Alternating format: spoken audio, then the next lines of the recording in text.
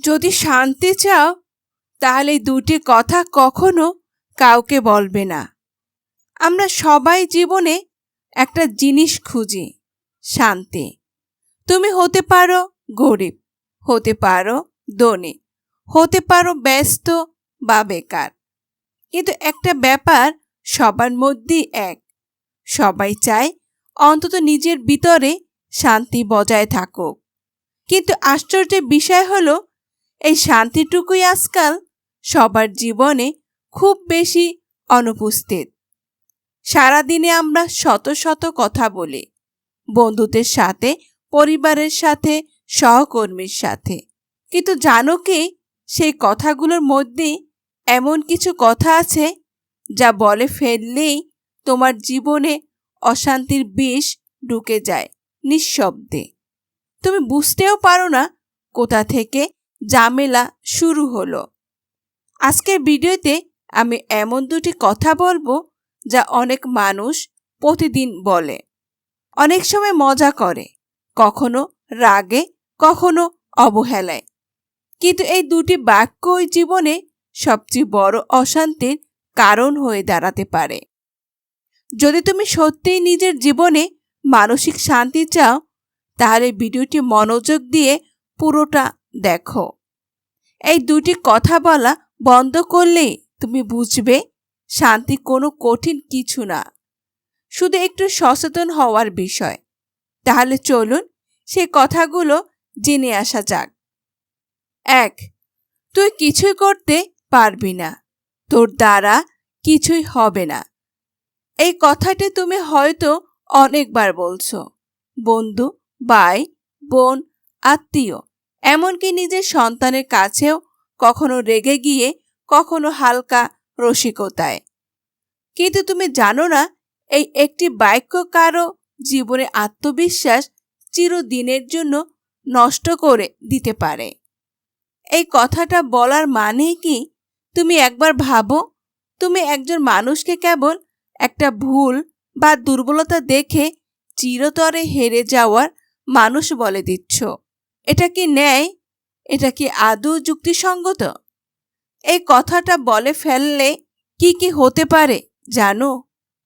মানুষটা যদি তোমার কাছের কেউ হয়, তার সঙ্গে সম্পর্কে ফাটল ধরবে, তার মনোবল ভেঙে যাবে, সে হয়তো নিজেকে ব্যর্থ মনে করে জীবন থেকে সরে যাবে। এমনকি ভবিষ্যতে সে যদি সফল হয় তাহলে সেই সম্পর্ক আর স্বাভাবিক থাকবে না। একদিকে থাকবে তার অর্জনের অহংবোধ, আর একদিকে থাকবে তোমার পুরানো কথার জন্য অপরাধবোধ।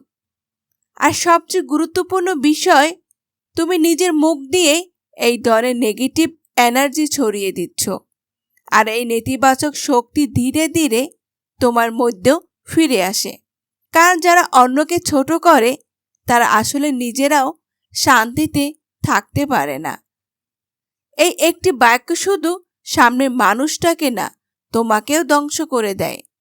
এই কথা বলা মানে হচ্ছে তুমি নিজেই নিজেকে অশান্তির উৎস বানিয়ে ফেলছো। তাই আজ থেকে কথা বলা বন্ধ করো। যদি কেউ কিছু করতে না পারে তাকে অনুপ্রেরণা দাও, কিন্তু তাকে ধ্বংস করে দেওয়ার অধিকার কারো নেই, এমনকি তোমারও না। নাম্বার 2, আমি তোমায় কখনো বিশ্বাস করিনি, আমি জানতাম তুই এমনই। এটি আরো বিষাক্ত কথা। অনেক সময় আমরা কারো ভুল ধরার পর এই কথাটা বলি, মনে করে আমি তো আগে থেকেই জানতাম সে এরকম। কিন্তু এই বাক্যটা বলার মাধ্যমে তুমি তাকে শোধরানোর সুযোগ কেড়ে নিচ্ছ।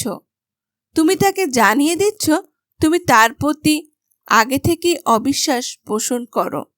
এতে করে তার ভিতরে যে সামান্য অপরাধবোধ ছিল সেটাও হারিয়ে যায়, কারণ সে বুঝে যায় তার ভালো হওয়ার কোনো মূল্যই নেই তোমার চোখে। এই কথাটা বললে কি হয়? সম্পর্কের মধ্য থেকে যায় অবিশ্বাসের দেওয়াল। একবার ভাঙা বিশ্বাস আর কোনোদিন গড়ে ওঠে না। এই মানুষটি হয় আরো খারাপ হয়ে পড়ে অথবা একেবারে বিচ্ছিন্ন হয়ে যায়। এই বাক্যটি আসলে তোমার নিজের অহংকার, নিজের আমি ঠিক থাকার ইগো। তুমি প্রমাণ করতে চাও তুমি ঠিক ছিলে, সে ভুল ছিল, কিন্তু এতে করে তুমি শান্তি পাও না, বরং তোমার চারপাশে তৈরি হয় একটা বিষাক্ত আবহাওয়া, যেখানে বিশ্বাস, ভালোবাসা, সম্মান সব হারিয়ে যায়। তুমি যদি চাও সম্পর্ক বাঁচো, জীবনটা হালকা হোক, তাহলে বাক্যটি চিরদিনের জন্য বাদ দাও। বিশ্বাস ভাঙা অন্যায়, এটা যেমন ঠিক, কিন্তু বারবার সেই ভাঙা বিশ্বাস জ্বালিয়ে দেওয়া সেটাও অশান্তির অন্যতম বড় কারণ। বন্ধুরা, আজ আমরা বুঝলাম শান্তি আমাদের চারপাশেই আছে, শুধু কিছু কথা বললেই সেটা হারিয়ে যায়, আবার কিছু কথা না বললেই সেটা ফিরে আসে। এই দুটি বাক্য, তুমি কিছুই করতে পারবে না এবং আমি তো কখনো বিশ্বাস করিনি, এই দুটি জীবনের বিষ।